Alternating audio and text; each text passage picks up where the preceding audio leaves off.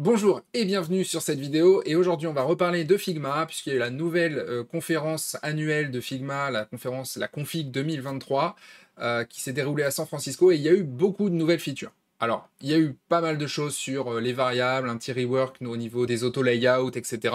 Il y a eu aussi, évidemment, le nouveau Dev Mode. Et ça, c'est intéressant. Enfin, Figma a pensé aux développeurs qui utilisent leur application. Apparemment, on est au moins 30% à l'utiliser, Figma. Donc, ils ont pensé à eux pour faciliter le travail entre le designer et le développeur. Et ça, on va voir ça dans cette vidéo. Donc le Dev Mode, en fait, c'est tout simple, c'est ce que vous voyez juste ici. Vous avez un nouveau bouton sur Figma. D'ailleurs, ces nouvelles features, notamment le Dev Mode et les variables, etc., qui arrivent dans Figma, c'est une bonne nouvelle, mais il y a un petit point noir que je vais parler justement à la fin de cette vidéo, donc restez bien jusqu'à la fin. Donc le Dev Mode, ça se présente comment? Comment on peut utiliser déjà le Dev Mode? Alors, on peut enclencher le Dev Mode comme ceci, et on passe tout de suite en Dev Mode. Donc on voit qu'on n'a pas les mêmes options, on ne peut plus manipuler les éléments, etc.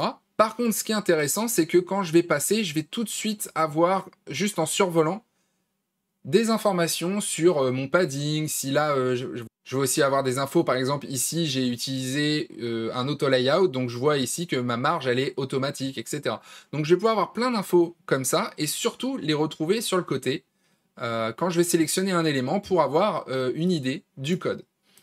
Donc là, par exemple, si je clique sur cet élément-là, je vois que la police utilisait ses robotos, etc. Et donc ça va pouvoir m'aider, moi, quand je vais vouloir développer sur VS Code, par exemple. Et je dois avouer que le code est beaucoup mieux maintenant.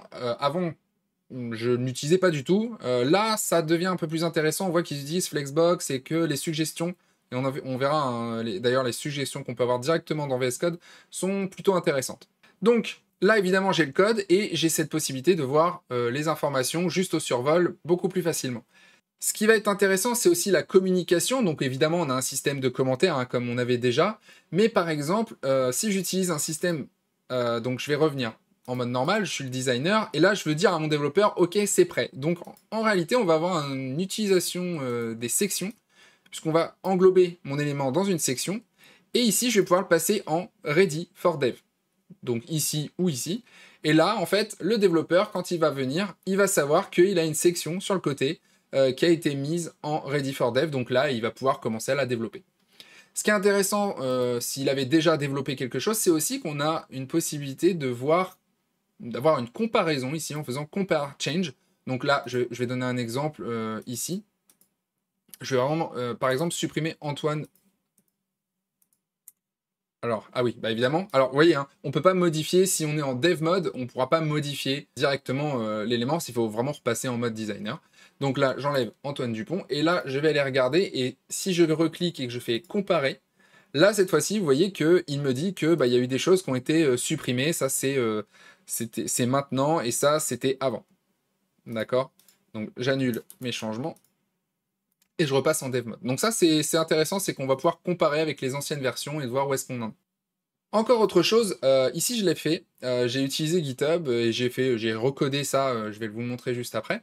Et par exemple, je peux lier mon GitHub et des éléments en particulier. Par exemple, si j'utilisais React et que je créais des composants un peu partout, etc., eh bien, je pourrais lier chaque composant sur mon GitHub. Et ça, c'est vraiment super intéressant parce qu'en utilisant le plugin donc GitHub, que vous pouvez aller récupérer juste ici, vous en avez d'autres qu'on peut utiliser quand même, Anima qui est assez connu aussi, et il va s'intégrer ici dans ce dev mode. Là, moi par exemple, avec mon GitHub, je pourrais cliquer directement et il va aller se connecter sur mon GitHub puisque je l'ai mis en lien, et on voit le code, par exemple CSS, puisque c'est ça que j'ai mis, etc., de mon élément. Donc ça, c'est intéressant aussi pour les développeurs. Je vois évidemment les couleurs qui sont utilisées, je vois aussi les assets, et les assets, alors je vais en reparler juste après parce qu'on va voir que ici déjà on peut les télécharger avec des SVG, etc. On clique sur un élément, on se dit tiens, je vais avoir besoin de mon avatar, je vais avoir besoin peut-être d'une photo à l'arrière, etc. Je vais pouvoir récupérer mes différents assets. Mais on va voir que c'est dans VS Code que ça peut être vraiment intéressant et que ça va nous faire gagner du temps, parce qu'avant on était obligé de télécharger, puis il fallait ensuite le prendre dans notre téléchargement, aller le mettre là où dans nos fichiers, etc. Là, ça va aller beaucoup plus vite. Ce qui va être intéressant aussi, c'est qu'en réalité, si je clique un petit peu n'importe où, quand je suis en dev mode, je vais avoir la possibilité ici de choisir ce que je vais utiliser comme langage. Et on voit que je peux utiliser Swift UI, Compose, etc. Et bon, évidemment, moi, celui qui va m'intéresser ici, c'est CSS. Et je peux aussi modifier les unités, par exemple le pixel, ou passer en rem. Et quand je vais sélectionner un élément juste ici, ben, je vois que il va me donner des suggestions en rem. Bon, là, c'est pas terrible, hein, parce qu'il me donne des 31, machin, etc. Mais on va dire que c'est déjà un premier essai. C'est ce que je dis. Hein. Le code ici, c'est bien, ça nous aide, mais il ne faut pas non plus faire un vulgaire copier-coller. Hein. Et donc, puisqu'on parle du code, ce qui va être intéressant, c'est d'aller voir justement notre code. Donc, on a un plugin, ou plutôt une extension en fait, qu'on peut installer dans VS Code, hein, qui s'appelle Figma for VS Code. Donc, je vous invite à l'installer, de lier évidemment avec votre projet. Et comment ça se présente? Vous allez avoir un onglet et en fait vous allez voir ici les différents projets que vous avez par exemple sur votre draft. Donc moi j'ai pris le dev mode qui est juste ici, donc il me l'a ouvert sur le côté. Et là ça va être intéressant parce que je vais pouvoir directement, sans avoir besoin forcément d'aller dans Figma ou dans un navigateur ou sur mon application de bureau, etc.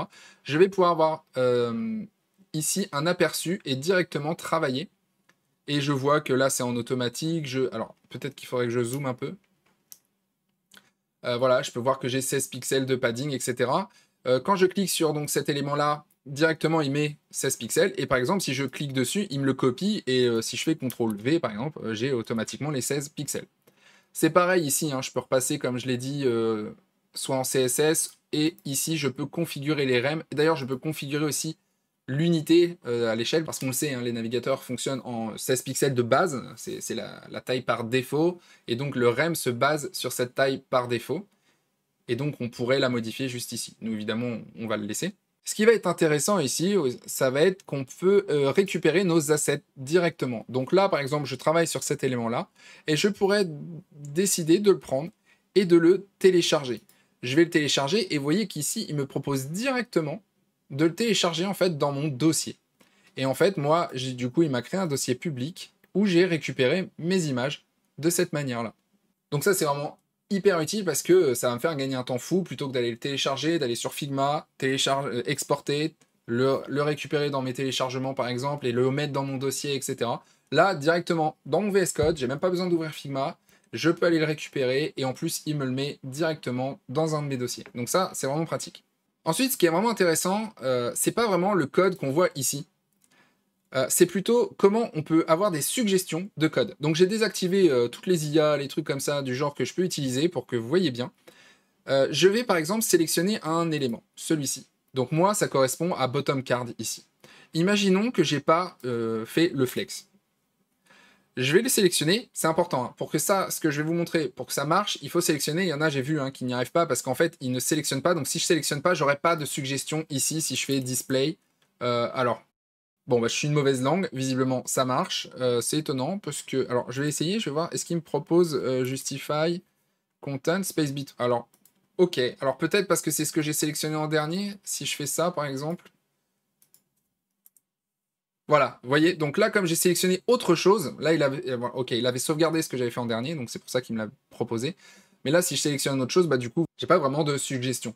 Donc, ici, je vais supprimer, je vais bien sélectionner cet élément-là, et là, on va voir qu'en fait, le plugin Figma, donc je fais Display, il me suggère, on voit bien que c'est Figma ici, il me suggère, donc je fais Display Flex, je sais qu'il va falloir que je justify, il me suggère le Space Between, parce qu'il sait que ici ça correspond à un space between, d'où l'importance de bien utiliser aussi les auto-layouts quand on utilise Figma, parce que justement, ça va aider les développeurs. Et ça va être intéressant parce que maintenant, les designers vont devoir faire des maquettes propres. Plus un designer va correctement réaliser sa maquette, en utilisant des auto-layouts, en utilisant des valeurs, etc., même des minimums, des maximums qu'on pourra utiliser maintenant dans Figma, etc., plus ça sera facile en fait pour le développeur derrière de recoder l'application. Donc il va y avoir un intérêt aussi pour les designers à bien réaliser des bonnes maquettes sur Figma. Donc là je regarde, Justify Content, Space Between, je vais utiliser Align Items, et là on voit qu'il me propose Align Item Center.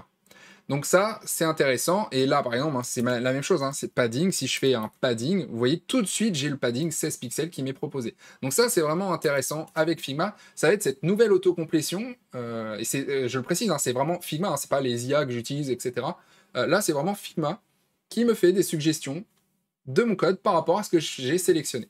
Et il y a même vraiment tout un système avec les variables, que je parlerai certainement dans une autre vidéo qui vient d'arriver hein, dans Figma, qui sont aussi en bêta, il me semble, qui vont être utiles parce que plus on utilisera de variables, plus dans notre CSS, on aura des variables aussi qui seront suggérées. Donc ça, c'est vraiment, la synergie, elle est intéressante, mais comme je vous l'ai promis, enfin comme je l'ai dit en début de vidéo, il y a un point noir. Ce point noir, c'est pour moi assez... Alors moi j'y ai accès, il n'y a pas de problème. Mais là ce que j'aime pas, c'est que en réalité, les features là que je vous parle, le dev mode, les variables, dans une certaine mesure, si on veut les utiliser pleinement, c'est payant. C'est-à-dire que là, vous allez y avoir accès, certainement, gratuitement. Vous allez être en bêta, et la bêta est gratuite jusqu'à 2024. Donc là, vous allez vous dire, waouh, c'est génial, j'utilise, etc. Vous utilisez peut-être la version gratuite de Figma, et en réalité, 2024, on vous dira, bah non, ça marche plus, vous pouvez plus l'utiliser.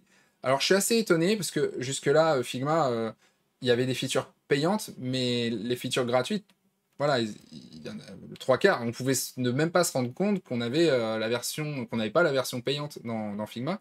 Là, ça risque de changer, et c'est un peu cette direction qui m'inquiète, on va dire. Alors, je sais qu'il y a le rachat d'Adobe. Est-ce que ça influence? Pour l'instant, je crois pas que ce soit encore effectif, hein, mais est-ce que ça influence ou pas? Je sais pas.